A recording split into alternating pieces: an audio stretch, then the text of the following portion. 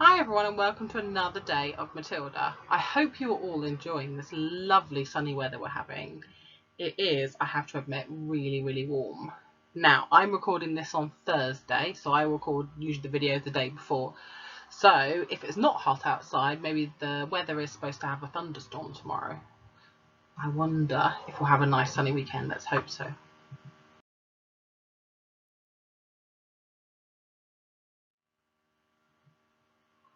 So, here's our contents page and let's see what chapter we're going to read today. We're going to read a chapter called The Parents. So the last chapters we read were Miss Honey, all about Matilda's teacher, The Trunchbull, about the headmistress, and now this chapter is called The Parents. So we might learn a little bit more about Matilda's parents. We already know quite actually a lot about her father. We don't know that much about her mother, but let's see what we're going to learn today.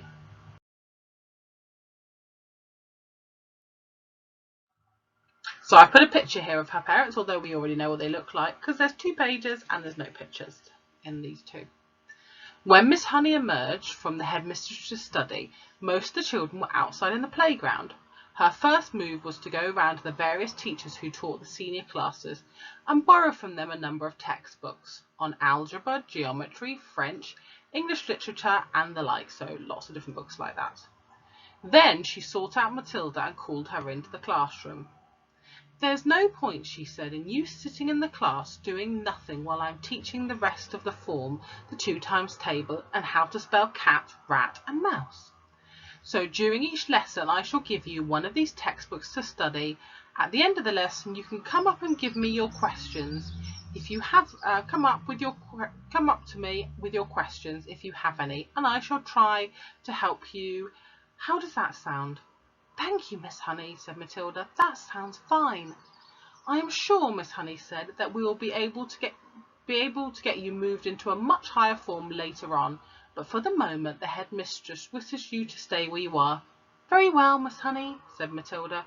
"Thank you so much for getting those books for me." What a nice child she is, Miss Honey thought, and I don't care what her father says about her.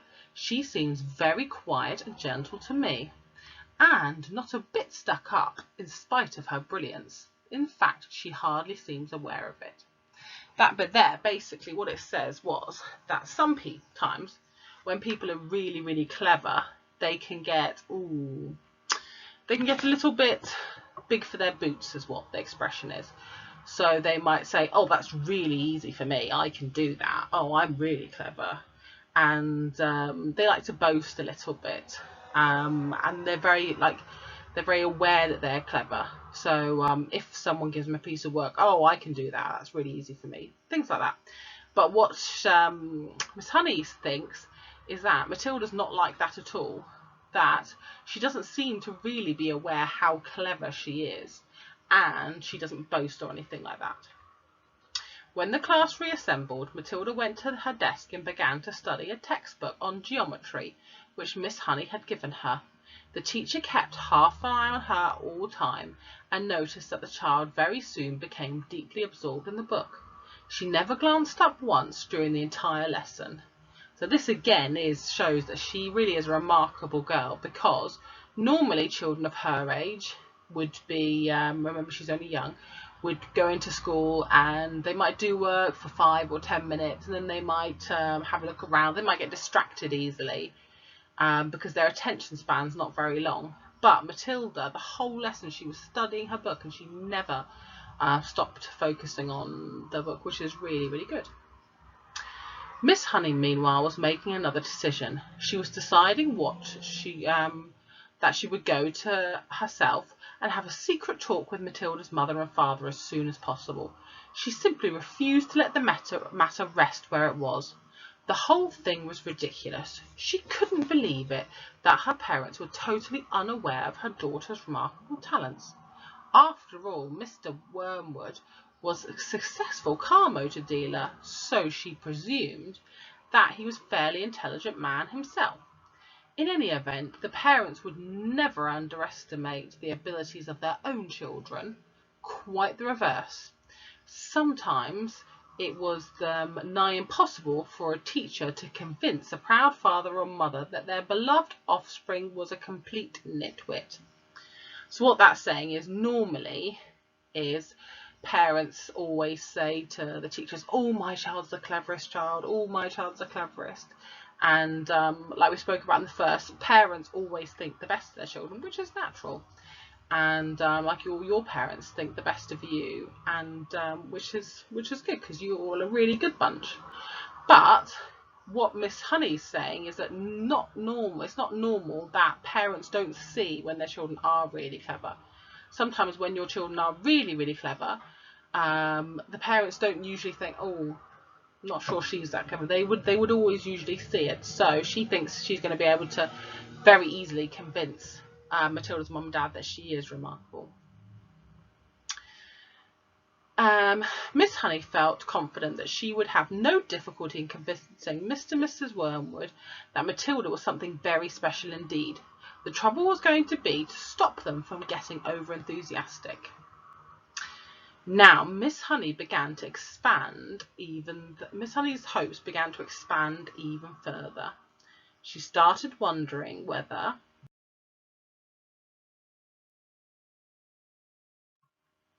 her mission might not be to sought from the parents, but to give them her private tuition to Matilda after school. The prospect of coaching a child as bright as this appealed to her enormously to her professional instinct as a teacher, and suddenly she decided that she would go and call on Mr. and Mrs. Wormwood that very evening. She would go fairly late, between 9 and 10 o'clock, when Matilda was sure to be in bed. So what Miss Honey's saying is she'll go and visit Matilda's parents at night, and she's going to say to them how remarkable Matilda is, but she's also going to offer to give her, it says, private tuition. Private tuition of like coaching her. So what she's going to do is after school, she's going to give Matilda some extra lessons, because a lot of the time in school she's not going to be able to teach her properly, because she's obviously got the rest of the children. And this is precisely what she did. Having got the address from the school records, Miss Honey set out to walk from her own home to the Wormwood's house shortly after 9. She found the house in a pleasant street where each smallish building was separated from its neighbours by a bit of a garden. It was modern brick house, and could have not been cheap to buy, and the name on the gate said Cosy Nook. Nosy Cook might have been better, Miss Honey thought. She was given to playing with words that way. She walked up the path and rang the bell. While she stood waiting, she could hear the television blaring inside. The door opened by a small, ratty-looking man with a thin, ratty moustache, who was wearing a sports coat and had an orange and red striped material. Yes, he said, peering out at Miss Honey. If you're selling raffle tickets, I don't want any. I'm not, Miss Honey said, and please forgive me for butting in on you like this. I'm Matilda's teacher at school, and it's important that I have a word with you and your wife. Got into trouble, has she? Mr. Wormwood said, blocking the doorway. Well, she's your responsibility from now on. You'll have to deal with her.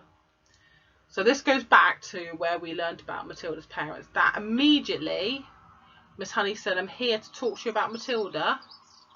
And what's the first thing Mr. Wormwood says? She's got into trouble already. He's asking her. He thinks that she's already got into trouble, which actually is not like Matilda at all. And he doesn't really want to deal with it. He's saying, yo, you have to deal with it now. It's your responsibility, which is a shame.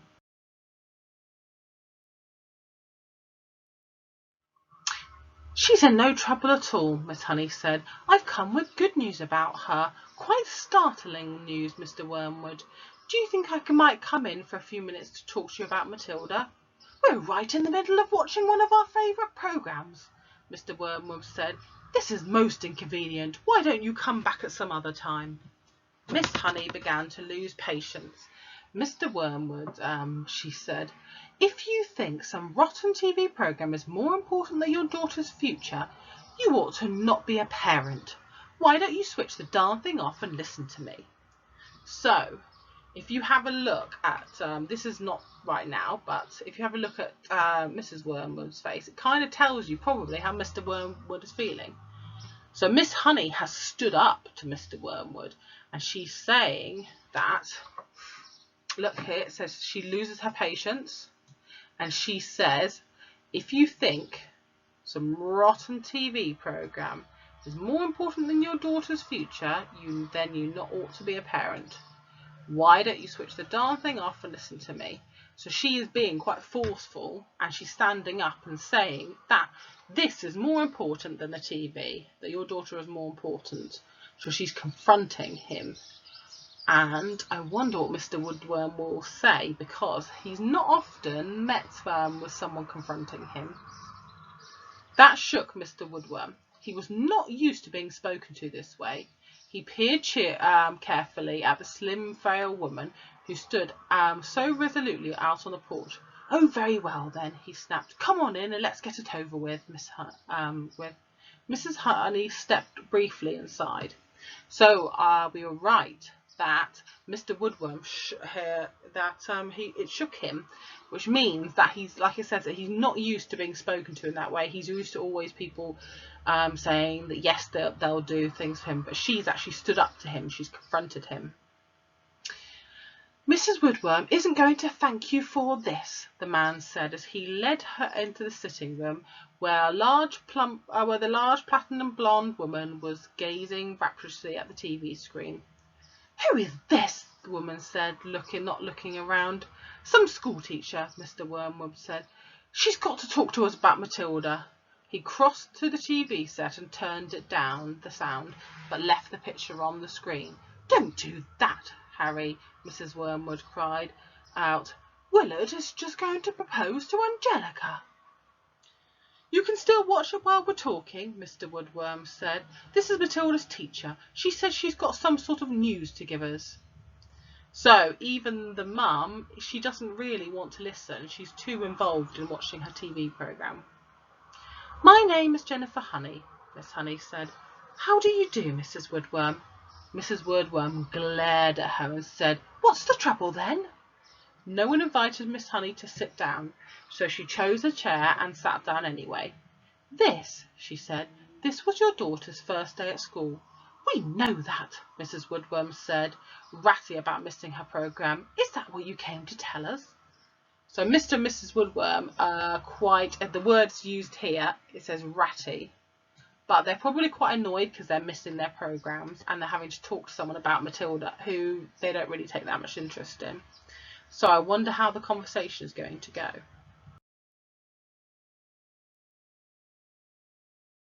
Miss Honey stared hard into the other woman's wet grey eyes, and she allowed the silence to hang in the air until Mrs. Wormwood became uncomfortable.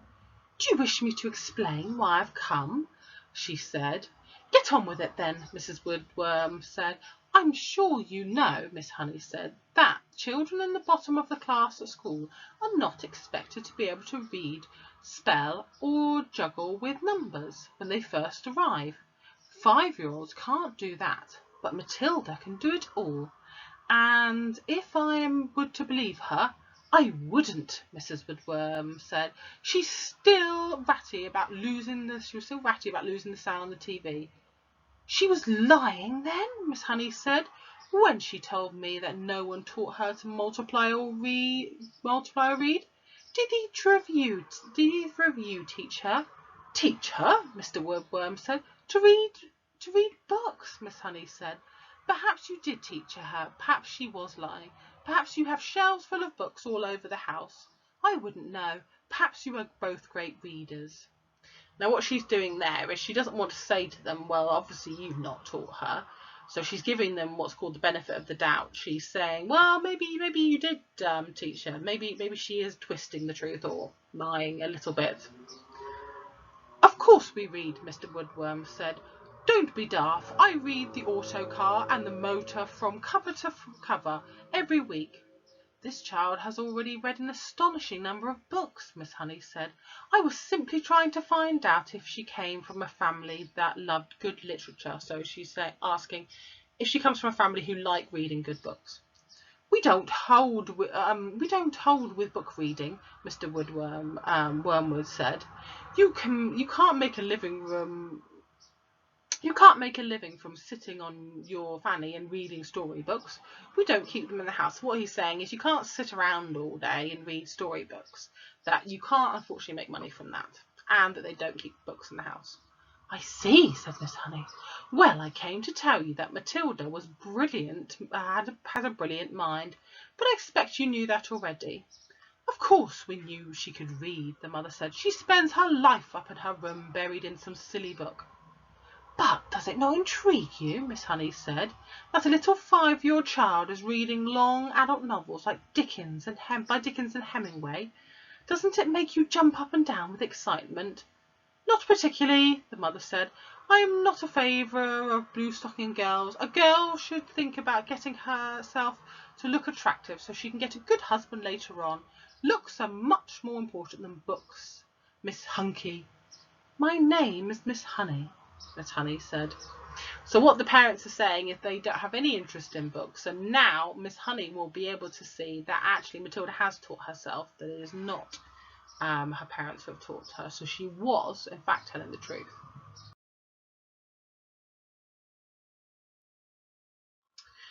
Now look at me, Mrs. Wormwood said. Then look at you. You choose books and I choose looks. Miss Honey looked at the plain, plump person with a snug suet pudding face who was sitting across the room. What did you say? She asked. I said you choose books and I choose looks, Mrs. Wormwood said. And who's finished up better off? Me, of course. I'm sitting pretty in a nice house with a successful businessman, and you've left slaving away teaching a lot of nasty little children the ABC. So what Mrs. Wormwood is saying, she's saying, well, I concentrate more on what I look like, and you obviously concentrate more on teaching.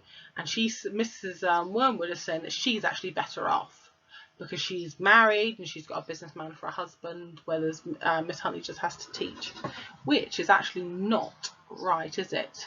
It's really important to read books and learn, and then you'll be able to get a really good job when you get older. Quite right, Sugar Plum, Mr. Wormwood said, casting a look of simpering sloppiness at his wife. It would have made a cat sick. Miss Honey decided that if she was going to get anywhere with these people, she must not lose her temper. I haven't told you all of it yet, she said. Matilda, so far I can gather, at this early stage, is also a kind of mathematical genius. She can multiply complicated figures in her head, use it like lightning. What's the point of that when you could buy a calculator? Mr. Wormwood said. A girl doesn't get a man for being brainy, Mrs. Woodworm said. Look at the film stars, and for instance, she added, pointing at the silent TV screen where a bosomy female was being embraced by a craggy actor in the moonlight. You don't think she got him like that by multiplying figures, do you? Not likely. And now he's going to marry her, and you see if he doesn't. She's going to live in a mansion with a butler and lots of maids. So Mrs. Wormwood cares more about what she looks like and TV and things like belongings and big houses. And Miss Honey actually doesn't really care about those things. She cares more about what she knows in her mind and how she treats other people and make sure she's a good teacher, which is far more important. Miss Honey could hardly believe what she was hearing. She had heard that parents like this existed all over the place and that their children turned out to be delinquents and dropouts. But this was still a shock to meet a pair of them in the flesh. So what she's saying is that normally when you have parents like Mr. and Mrs. Wormwood, the children usually drop out of school because their parents aren't interested in it, then they don't have any real interest. Matilda's trouble, she said, trying once again, is that she's so far ahead of everyone else around her that it might be worth thinking about some sort of extra private tuition. I seriously believe that she can be brought up to university standard in 2 or 3 years with proper coaching. So now Miss Honey is going in with her idea of giving Matilda private tuition. She hasn't said she would do it yet, but what do you think the Wormwoods are going to say about that? Let's find out.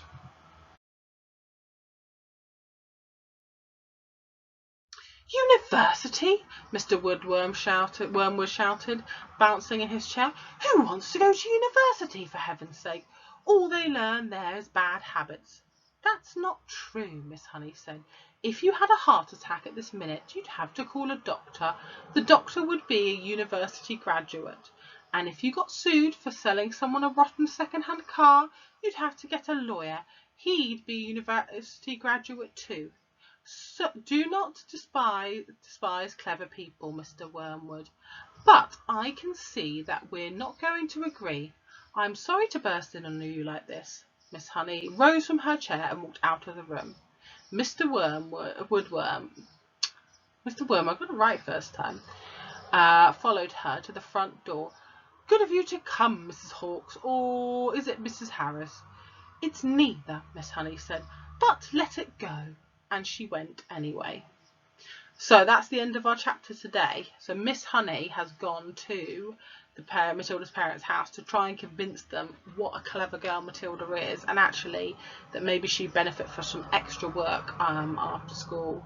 The Wormwoods are having none of it. They don't want to believe that she's clever, and they think, even the dad says, oh, university, why does she want to go to university?